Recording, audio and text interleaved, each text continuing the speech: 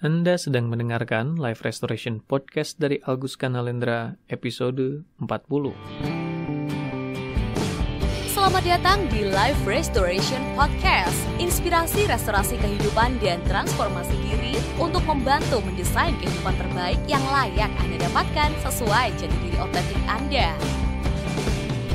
Live Restoration Podcast menghadirkan berbagai inspirasi restorasi kehidupan dan transformasi diri yang juga diadaptasi dari kisah nyata para individu yang menjalani program terapi, konseling, dan live restoration coaching bersama Coach Algus Kanalendra. Halo para pendengar sekalian dimanapun Anda berada, kembali berjumpa bersama saya Algus Kanalendra.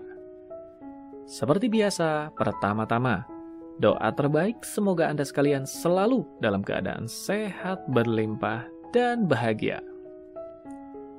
Berjumpa kembali di episode ke-40 kali ini di Live Restoration Podcast. Saya ingin mengawali bahasan kita di episode kali ini dengan sebuah kisah. Bukan sebuah kisah baru memang, tapi tidak ada salahnya kita menggunakan kisah ini sebagai pembuka di episode podcast kita kali ini, yaitu kisah tentang Thomas Alva Edison. Ya, Anda sendiri pastinya sudah cukup familiar dengan sosok yang satu ini ya.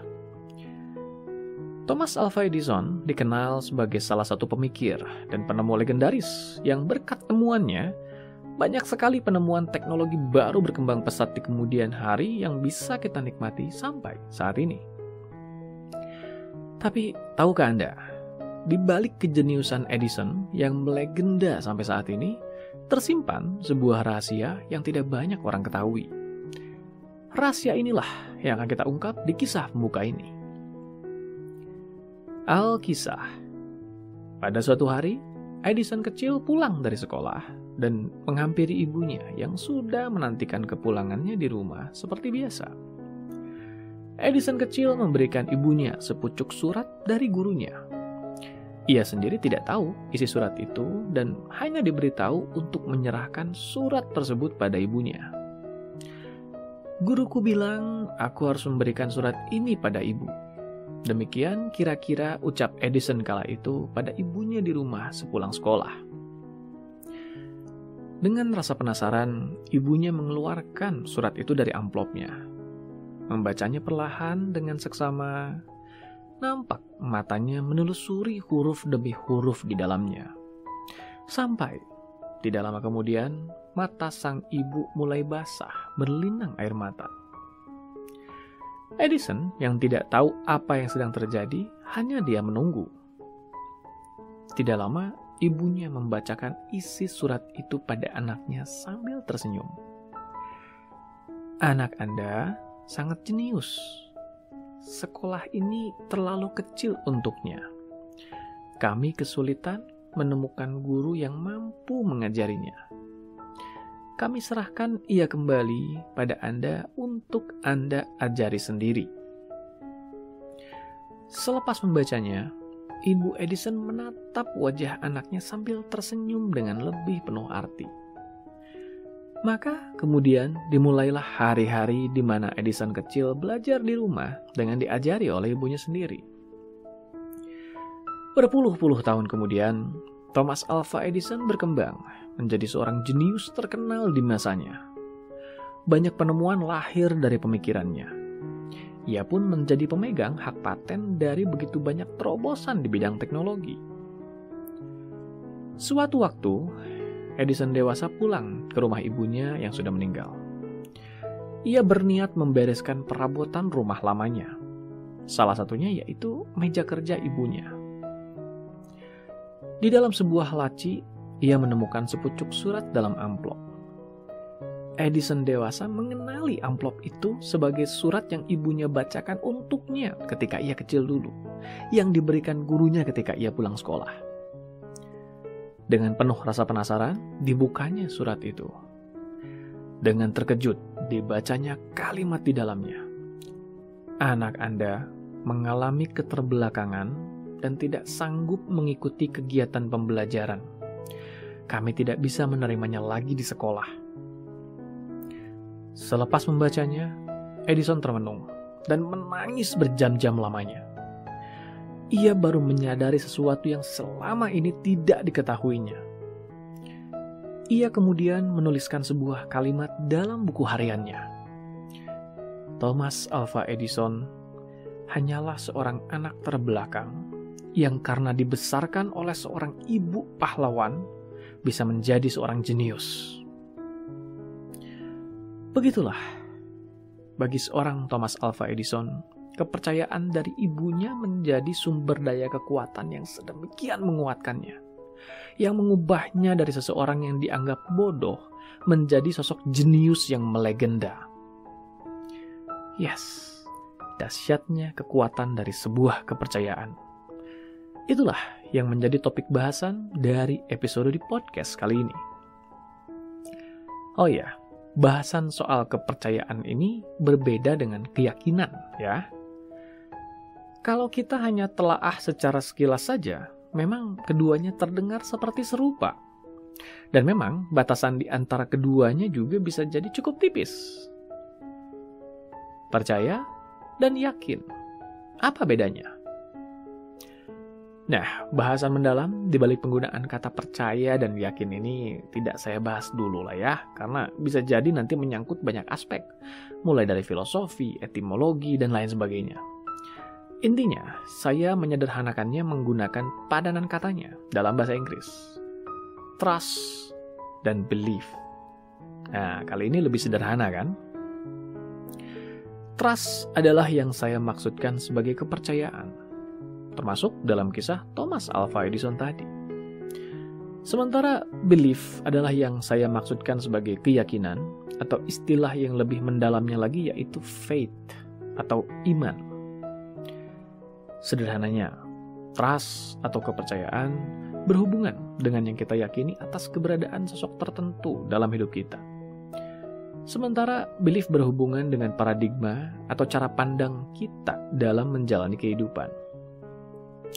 Nah, lalu bagaimana kepercayaan ini bisa menjadi sesuatu kekuatan dahsyat yang membangun? Disinilah perlu kita sadari kekuatan dari kepercayaan ini dan hubungannya dengan kualitas kehidupan seseorang. Agar lebih spesifik, saya ingin membatasi dulu lah ya. Bahasan soal kepercayaan ini di episode kali ini saya batasi, khusus yang berhubungan dengan kualitas pencapaian dan kebahagiaan seseorang. Bukan sebuah kebetulan juga saya mengangkat tema kali ini.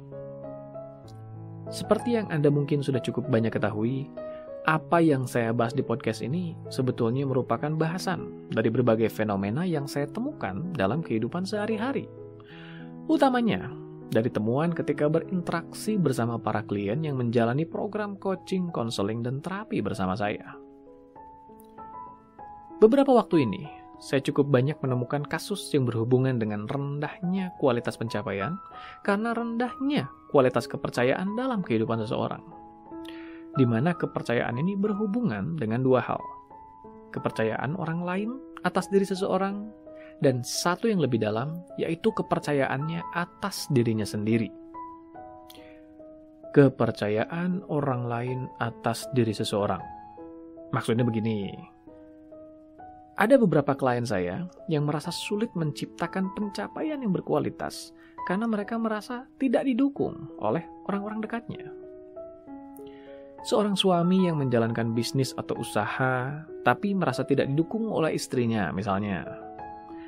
Atau seorang anak yang menjalani bidang tertentu, tapi merasa tidak didukung oleh orang tuanya. Atau apapun contoh lainnya. Intinya sama, yaitu seseorang yang menekuni bidang tertentu, tapi merasa tidak didukung oleh orang-orang yang dukungannya ia perlukan secara emosional. Kenapa dukungan ini identik dengan kepercayaan? Ya, jelas saja, karena memang kita baru bisa mendukung seseorang kalau kita memang percaya padanya, betul? Kepercayaan dan dukungan membawa kekuatan tersendiri yang tidak main-main. Pertama-tama, mari kita membahasnya dari sudut pandang energi terlebih dahulu. Ingat bahwa apa yang kita pikirkan dan fokuskan akan membentuk sebuah medan dan gelombang energi yang sesuai dengan apa yang dipikirkannya. lalu memancarkannya ke arah atau objek yang kita fokuskan. Ketika kita sedemikian merasa percaya dan mendukung seseorang, maka gelombang energi dari pemikiran yang percaya dan mendukung itu akan memadat dan tertuju pada orang yang kita percayai dan dukung itu. Nah, sudah bisa mengira-ngiranya sejauh ini? Yes. Kekuatan energi dari pemikiran yang percaya dan mendukung inilah yang menjadi energi tambahan yang menambah daya seseorang yang didukung oleh energi ini. Tapi di sini menariknya, kita tidak boleh lupa bahwa kita juga menghasilkan pemikiran percaya dan mendukung ini dari dalam diri kita sendiri. Artinya begini, cara kita percaya dan mendukung diri kita sendiri juga akan menentukan berapa banyak energi yang kita hasilkan untuk menjadi daya dorong pribadi yang bisa menghasilkan pencapaian tertentu. Nah, di sini juga seringkali muncul beberapa fenomena menarik. Pertama, adanya orang-orang yang mungkin saja tidak didukung oleh lingkungan atau orang dekatnya di bidang yang ditekuninya. Tapi mereka tetap bisa menghasilkan pencapaian yang berkualitas di bidang yang ditekuninya itu. Sampai sejauh ini, mari sadari, dari mana energi yang menghasilkan daya dorong yang membantunya menghasilkan pencapaian berkualitas itu bermula? Yes, energi itu muncul dari dalam dirinya sendiri. Karena orang-orang ini memang memiliki kepercayaan yang mumpuni atas dirinya sendiri. Fenomena kedua, adanya orang-orang yang mungkin saja didukung oleh lingkungan atau orang dekatnya di bidang yang ditekuninya, tapi mereka justru terjebak di level pencapaian yang itu-itu saja. Kali ini, dengan menggunakan pemahaman tadi, kira-kira apa yang mungkin terjadi? Yes, Anda tentu sudah bisa mengira-ngiranya, yaitu kepercayaan diri mereka sendiri yang rendah atas dirinya sendiri, yang menjadikan seberapa besar pun dukungan dari luar menjadi tidak bisa bekerja dengan optimal karena mereka sendiri yang menyabotase sistem energi yang seharusnya menjadi daya dorong dalam diri mereka. Fenomena pertama dan kedua tadi seharusnya sudah bisa menjadi penegas penting dari isi pesan utama di episode podcast kita kali ini, yaitu betapa pentingnya untuk bisa percaya pada diri kita sendiri meski mungkin saja lingkungan kita tidak mempercayai kita. Hal ini karena mesin utama penghasil energi daya dorong untuk menciptakan kualitas pencapaian haruslah berada dalam diri kita sendiri. Nah, kali ini fenomena yang mungkin bisa dikategorikan cukup unik, yaitu orang-orang yang didukung tapi merasa tidak didukung. Loh, memangnya ada orang-orang seperti ini? Ada. Saya tidak sedang mendramatisir sesuatu loh ya. Memang itu kenyataan yang saya temukan dalam praktek yang saya jalankan. Satu contoh nyatanya saya temukan dalam kasus yang saya bantu tangani beberapa minggu lalu. Seorang pria yang mengeluhkan kondisi pencapaiannya yang dirasanya buntu di bisnis yang dijalaninya. Pria ini merasa ia menemui banyak jalan buntu karena ia tidak didukung oleh istri dan keluarganya. Ia merasa ada banyak rencana dan keputusannya yang selalu dibantah oleh istri dan orang-orang dekatnya. Sampai sini terlihat betul bahwa ia tidak didukung oleh orang dekatnya kan? Tunggu dulu, ceritanya belum selesai sampai di sini. Pria ini mengetahui saya dari sebuah seminar yang diikutinya bersama pasangannya beberapa waktu lalu. Sehingga bukan sebuah kebetulan kalau istrinya juga mengetahui saya. Singkat cerita, saya meminta izin agar bisa berkomunikasi dengan istrinya dan mengumpulkan informasi lebih lanjut. Dan memang pria ini pun mengizinkan. Maka terjadilah pengumpulan informasi lanjutan antara saya dengan istri dari pria ini, yang ternyata memberikan warna baru pada suasana yang berlangsung. Dari pembicaraan saya bersama istrinya, didapatilah temuan yang tidak kalah serunya. Pasangannya mengatakan hal yang berlawanan. Betapa ia dan keluarganya selalu mendukung bisnis yang dijalankan si pria ini. Istrinya ini menceritakan berbagai bukti dan peristiwa yang memang menunjukkan fakta tidak terbantahkan bahwa ia dan keluarganya mendukung yang dijalani oleh si pria ini. Lantas, dari mana perasaan tidak didukung ini bermula? saya pun melakukan cross-checking atau pemeriksaan silang antara kedua pihak. Selidik punya selidik, ternyata setiap kali pria ini mengutarakan pemikiran dan rencananya, istri dan keluarganya akan meminta informasi lebih lanjut dan bahkan menguji rencananya itu dalam bentuk pertanyaan-pertanyaan kritis yang dimaksudkan agar pria ini tidak membuat keputusan konyol yang bisa mencelakakan bisnisnya. Pertanyaan-pertanyaan kritis itulah yang dimaknai oleh si pria sebagai bentuk penolakan, dan ia pun merasa tidak didukung. Padahal bukan begitu yang dimaksudkan oleh si istri dan keluarganya. Mereka justru sayang dan mendukung si pria. Mereka tidak ingin si pria ini sampai merugi karena keputusan yang tidak cermat. Loh, kalau begitu masalahnya di mana? Yang pertama, sudah pasti adanya ketidakjelasan proses komunikasi atau perbedaan cara berkomunikasi yang menjadikan dukungan agar berpikir cermat ini dimaknai sebagai penolakan. Yang kedua, dan yang paling menjadi jawaban, yaitu karena adanya permasalahan dari si pria ini sendiri yang menjadikannya terlalu sensitif berlebih. Sebenarnya bukan orang lain yang tidak mendukung atau ragu padanya. Ia sendirilah yang ragu dan tidak mendukung dirinya sendiri. Ia tidak memiliki cukup kepercayaan pada dirinya sendiri bahwa ia mampu dan siap menunaikan yang direncanakannya. Sehingga ketika ada orang lain yang sekedar ingin memastikan saja, ia bisa langsung panik dan merasa tidak didukung. Inilah yang dimaksudkan mereka yang didukung tapi tidak merasa didukung. Memang awal mula masalahnya terletak pada keraguan mereka atas diri mereka sendiri. Jadi, apa kesimpulan penting dari episode kita kali ini? Saya ingin mengerucutkannya pada 3 kesimpulan saja ya. Pertama, yang terpenting tetap saja adalah kepercayaan kita atas diri kita sendiri. Selama kita tidak memiliki hal ini, maka sebesar apapun dukungan dan kepercayaan dari orang di luar sekitar kita tidak akan berarti banyak jadinya. Karena kita akan terus menyabotase dukungan itu dari dalam diri kita sendiri. Selalu ada situasi di mana mungkin saja apa yang kita jalani tidak didukung oleh orang di sekitar kita.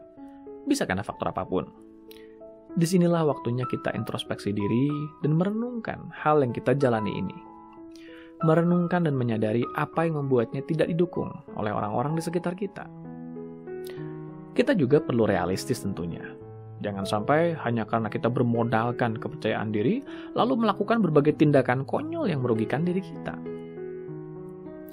Kalau memang dengan segala pertimbangan yang ada, apa yang kita yakini itu memang nyata bisa membawa kebaikan, tapi hal itu belum dipercaya atau didukung oleh orang dekat kita, karena faktor apapun, maka waktunya kita meneguhkan diri, memperkuat mental spiritual kita untuk percaya pada diri kita sendiri, dan memberikan kepercayaan dan dukungan terbaik untuk diri kita sendiri agar ia menjadi daya dorong yang memaksimalkan potensi pencapaian kita.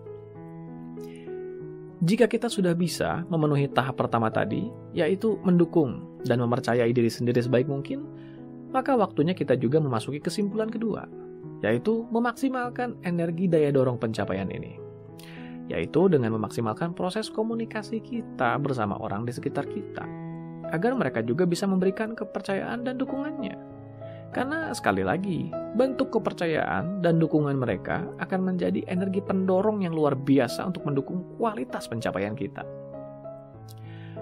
Kalaupun memang kepercayaan dan dukungan itu belum kita dapatkan, memang kepercayaan dan dukungan kita terhadap diri sendiri akan tetap menjadi kunci utamanya.